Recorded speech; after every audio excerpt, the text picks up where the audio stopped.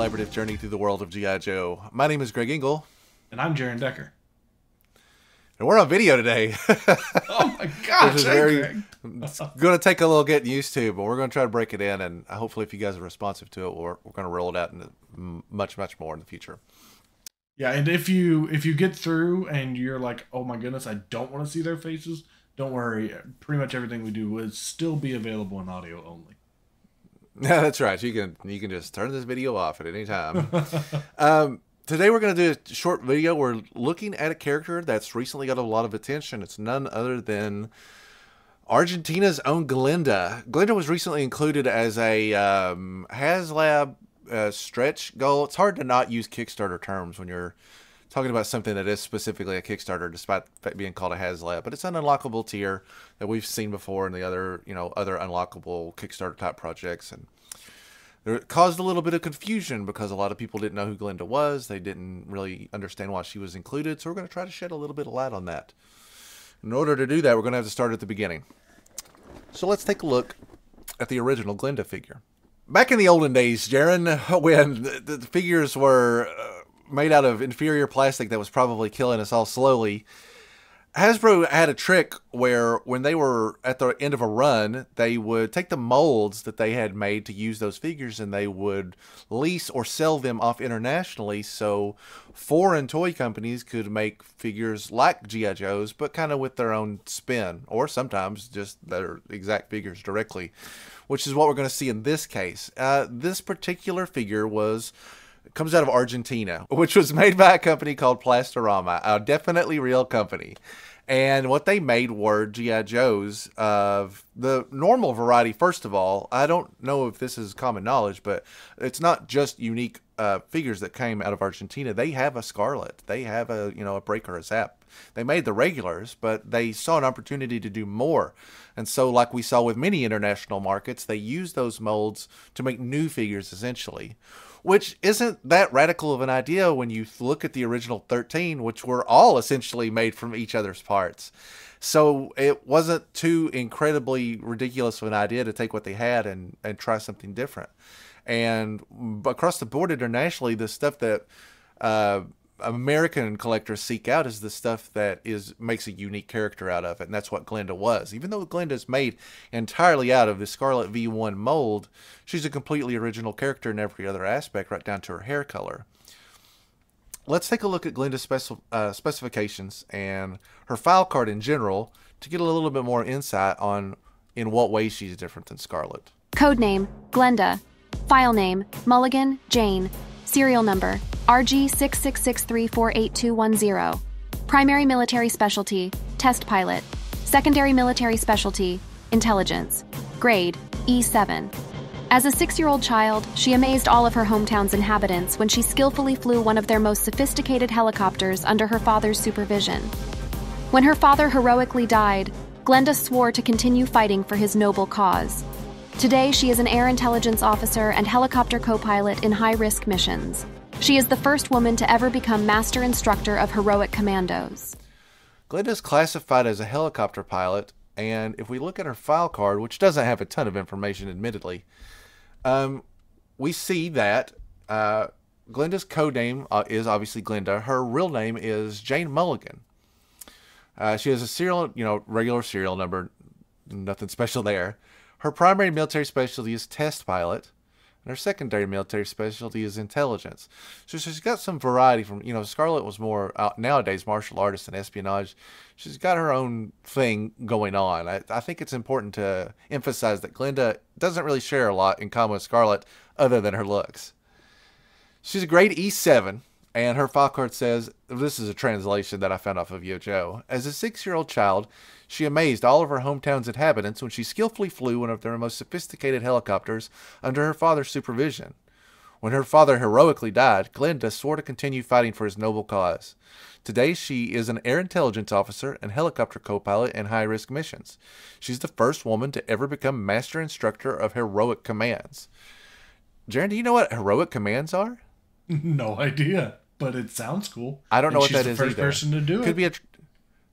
Could be a translation thing, or the G.I. Joe's got a rough subtitle of Heroic Commandos under, if you look at the primary card. So maybe that translation is meant to emphasize she's the first master commander of, I mean, essentially G.I. Joe or Action Force or whatever you want to call them at this time.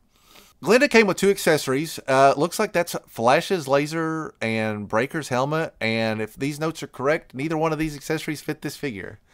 Probably goes without saying, and we should have talked about it at the very beginning. I don't own a Glenda. I don't own any of the Argentinian figures.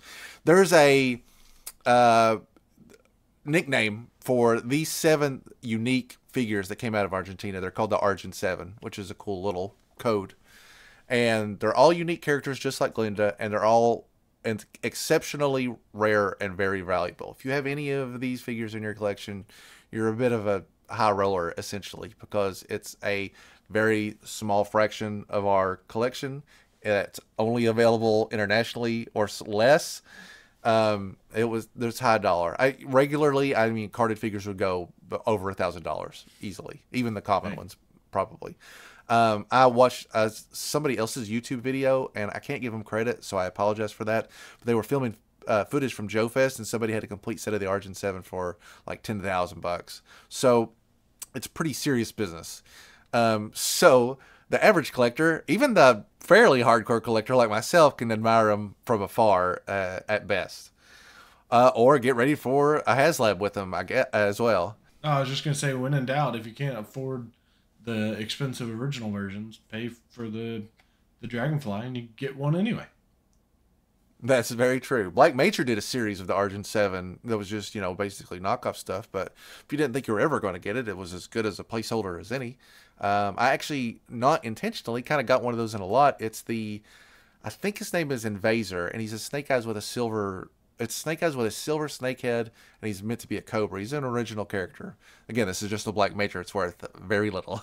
But it's stuff like that that gets floated around. Cobra de Echo is from this set, another very popular international figure.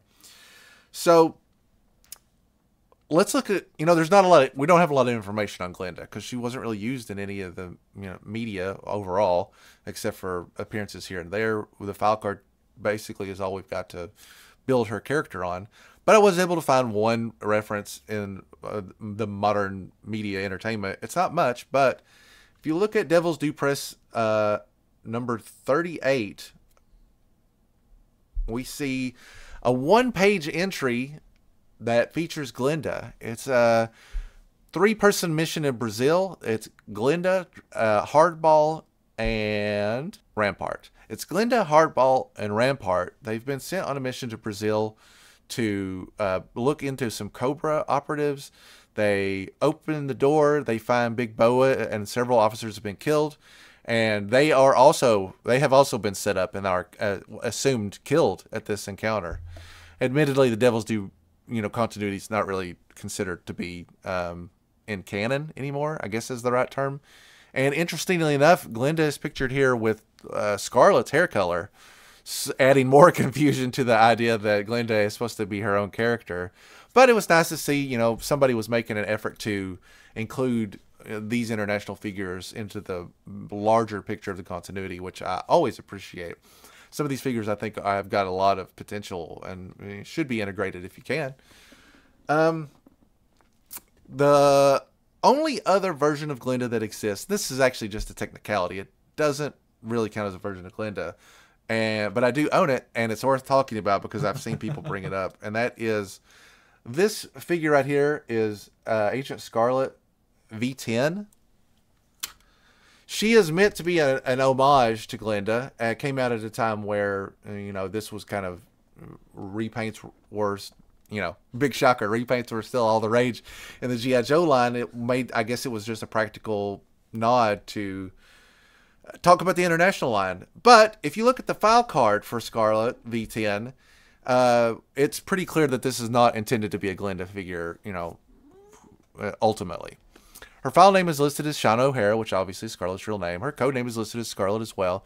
She has listed aliases as Glenda and Jane Mulligan. And even though Jane Mulligan is not spelled the same way as it is on the Glenda card, we obviously can assume that there's some continuity. I mean, they're implying that, yes, she could be Glenda in, I don't know, maybe undercover. She's wearing a blonde wig. Or maybe she served internationally under a different alias, but they're opening the door to say, hey, if you wanted this character, Shauna O'Hara, to be both of these, it's feasible. If she is Glenda, if if they are one and the same, she should really spend more time being Glenda. I mean, she's higher ranking when she's Glenda. She's an E7 as Glenda, and E5 as Scarlet. So take that pay rate. I mean, get that extra money. Can't handle the pressure of the busy military life, so when she wants to step away, she steps back into her other. So the file card, calls her by Scarlet by name, specifies all this. They do drum up a little bit that she's a naturally gifted pilot because she's in a pilot suit here. Not the other. Jaren was just talking before we came in, but I had completely forgotten that the HasLab Sky Striker that came out also includes a Glenda homage. It's this Scarlet in a blue flight suit. So that Scarlet and this Scarlet, we're to assume are to be the same. It's just, Scarlet the pilot, not Scarlet the ninja. Get out of your Ninja Force studs and get into your flight suit. And that's pretty much how, everybody's got their own thing going on in their Joeverse. So I'm not saying that anything's wrong. I'm just saying I'm taking it as face value. That's basically what it is. So to summarize, we've seen all of that, the history of Glenda and kind of her use in the medium. We've seen other figures that they've introduced, even if it's under the guise of Scarlet. And now finally, at the end of this way, we have that there'll be a Glenda figure as a HasLab exclusive with the Dragonfly HasLab project. People are very split on this because, one, who's Glenda? I don't want this. I'm paying money for it. Give me Airborne, who we've just heard today is not going to be part of this project, but will be available in the main line later. So the counter argument here is, yes, okay, Glenda's a waste of our money. We want a real, A+ tier character with the Dragonfly. Counter argument. You don't want that because if you want to own more than one Glenda, it's going to cost you an arm and a leg. Leave the important figures for the main line so we can still pick them up at $24.99. This should be, auxiliary characters, like extra dudes, basically kind of what we got with the His Tank. It's just a different Cobra Commander, some, a couple different troopers, nobody that you're going to feel left out. The people that can't afford the HasLab, which, is, I am sympathetic with. It's a struggle to come up with that kind of money. Those people don't deserve to be left out just because they can't afford to go all in for the project. So, and if that was me and they introduced Airborne, I'd be furious because Airborne is my very first show, is a very important character to me. Jaren, what are your thoughts on Glenda as the unlockable in the Dragonfly? I love it. I mean, like you said, I am of that secondary argument where I would much rather have a Glenda that I don't feel bad about one. Only having one, if I can back it, and who knows, with Kentuckiana coming up, we're going to be playing really kind of juggling the financials around. But I would much rather have Glenda, and we'll see what that next unlock is. Maybe it'll be someone that's maybe a Steel Brigade or something, or Steel Battalion or Corps or whatever.